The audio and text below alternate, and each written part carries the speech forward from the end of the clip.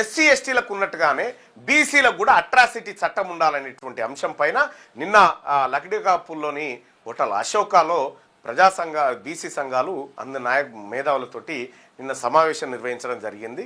ఆంధ్రప్రదేశ్ ప్రభుత్వం ఎట్లయితే బీసీలకు అట్రాసిటీ చట్టం తీసుకొచ్చిందో మొన్న సేమ్ అలాంటి చట్టమే తెలంగాణ రాష్ట్రంలో కూడా తీసుకురావాలని ప్రభుత్వం ముందు డిమాండ్ చేసినాం.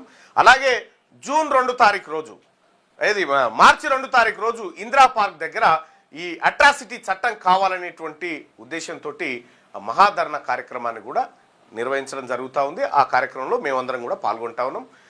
బీసీ ఉద్యమ నాయకులు ఎర్ర సత్యనారాయణ గారు, గుజ్జ కృష్ణ గారు వీళ్ళందరూ కూడా ఆ కార్యక్రమానికి నాయకత్వం వహిస్తూ ఉన్నారు. వాళ్ళందరూ చేసేటువంటి కార్యక్రమంలో ఖచ్చితంగా బీసీ సంఘాలన్నీ కూడా ఈ కార్యక్రమానికి తరలి రావాలి.